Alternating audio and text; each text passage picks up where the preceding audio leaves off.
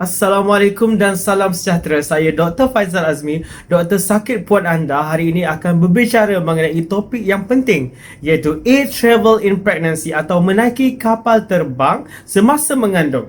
Persoalan yang ingin dihuraikan dalam video ini sama ada selamat atau tidak dan boleh atau tidak. Sekiranya video ini bermanfaat, sebarkan kepada rakan-rakan yang lain. Jangan lupa like dan subscribe.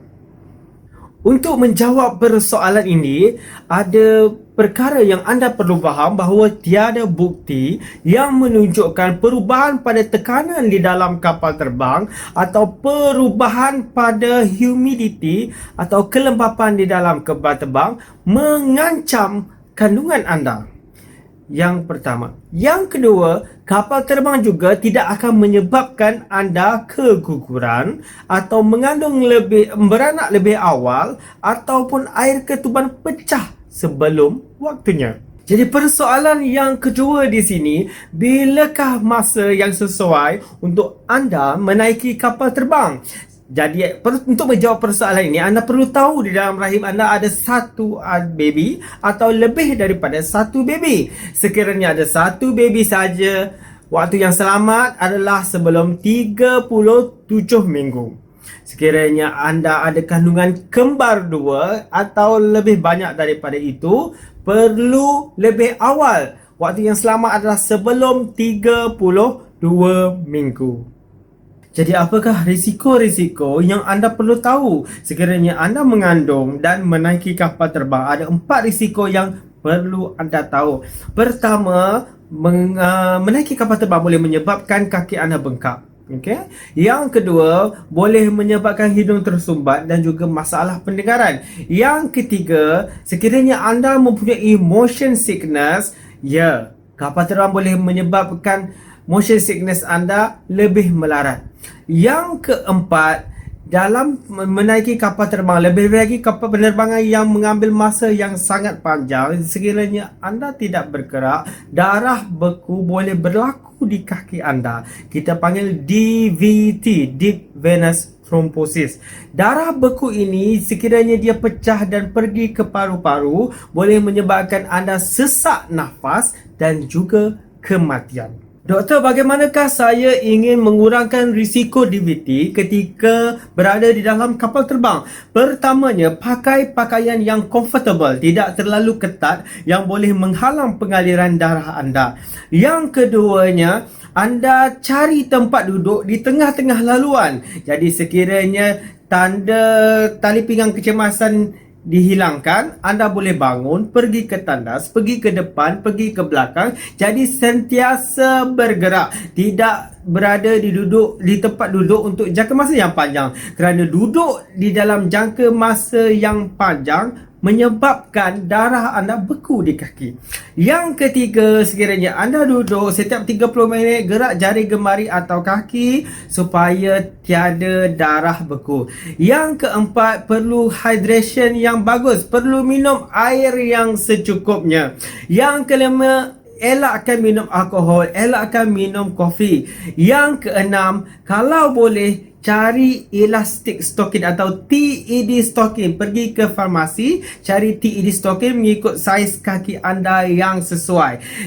Stocking ini berfungsi untuk membantu mengepam pengaliran darah di kaki. Ada satu peringatan yang anda perlu ketahui.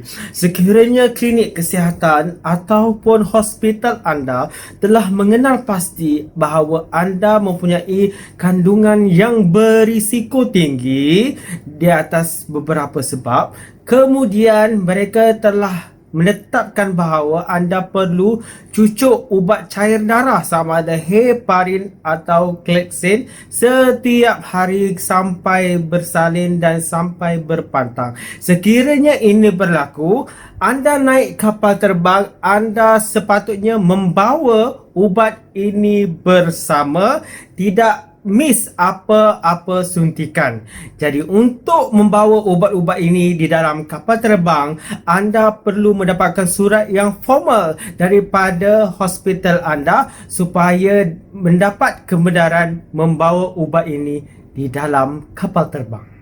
Doktor, dalam keadaan bagaimanakah pesakit mengandung tidak digalakkan untuk menaiki kapal terbang. Jadi, keadaan pertama, sekiranya anda pernah bersalin tidak cukup bulan. Anak pertama 32 minggu, anak kedua 33 minggu, anak ketiga 34 minggu, anak keempat 30 minggu. Jadi, jangan menaiki kapal terbang pada waktu-waktu ini kerana sejarah mungkin berulang. Anda boleh bersalin di atas kapal terbang. Yang keduanya, anda mempunyai masalah severe anemia atau sel darah merah yang tidak cukup. Yang ketiga, anda ada penyakit sickle cell disease dan recent sickle cell crisis. Yang keempat, sekiranya dalam kandungan ini anda pernah berdarah daripada bawah. Yang kelima, sekiranya anda sendiri mempunyai masalah jantung atau masalah paru-paru. Selain daripada itu, penerbangan-penerbangan ini juga mempunyai restriction ataupun undang-undang mereka sendiri. Mereka tak nak ibu-ibu yang mempunyai tulang patah. Mereka tak nak ibu-ibu yang mempunyai middle ear infection ataupun masalah pendengaran.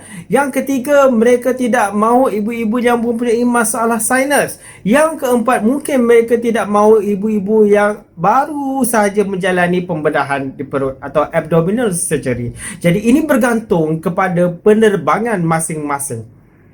Doktor, apakah checklist yang saya perlu tanya diri saya sendiri sama ada ingin menaiki kapal terbang ketika mengandung ataupun tidak? Checklist yang pertama perlu ada sama ada penerbangan ini adalah sesuatu yang necessary, sesuatu penerbangan yang penting. Sekiranya anda ingin bercuti sahaja, lupakan saja. Yang kedua, kenapa pada waktu ini, sekarang anda pada 37 minggu, katakan 37 minggu, perlukah anda menaiki kapal terbang pada waktu ini? Jadi checklist yang ketiga, berapa lama penerbangan? Setengah jam ke? 2 jam ke? 8 jam ke? Atau 16 jam? Semakin panjang penerbangan, risikonya berlipat kali ganda. Checklist seterusnya, dalam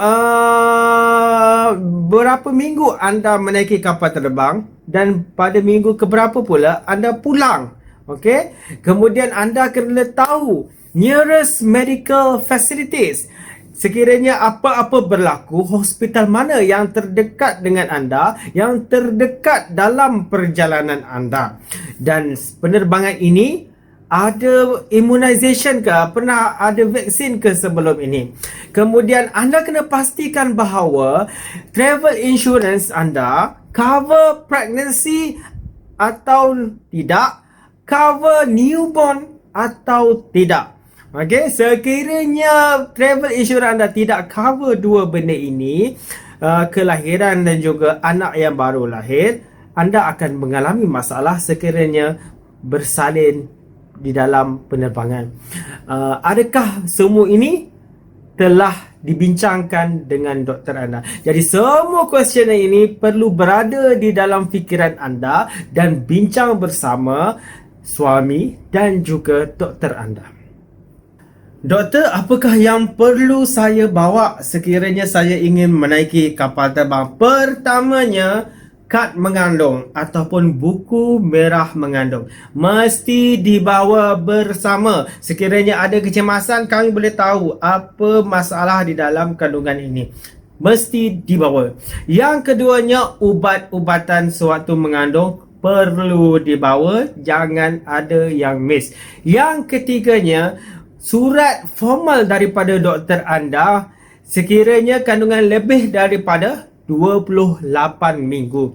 Yang keempat, penerbangan-penerbangan ini juga kadang-kadang mempunyai borang ataupun mempunyai dokumen mereka sendiri. Jadi dokumen dan borang ini perlu diisi dan dibawa bersama. Yang kelima, anda perlu bawa bersama adalah travel insurance dokumen. Yang keenam, sekiranya anda terbang di Eropah, pergi UK ke pergi mana-mana negara Eropah, anda perlu membawa European Health Insurance Card. Ini boleh di-apply secara online dan percuma. Sekiranya apa-apa yang tidak diingini berlaku, anda di-cover oleh European Health Insurance. Doktor, sekiranya saya dekat KLIA, security scanner bahaya ke tidak untuk kandungan saya? Tidak berbahaya. Bagaimana pula dengan seat belt? Ya, anda perlu memakai seat belt seperti passenger-passenger yang lain di dalam kapal terbang. Sekiranya penerbangan anda atau seat belt anda tidak muat, minta extension daripada pramugara atau pramugari yang bekerja. Doktor, in worst scenario, katakan saya berdarah atau ingin bersalin di dalam kapal terbang. Apa yang berlaku? Pilot akan divert kapal terbang ini ke airport yang terdekat. Jadi seperti biasa, kongsi maklumat ini bersama rakan-rakan yang lain. Sekian, Assalamualaikum.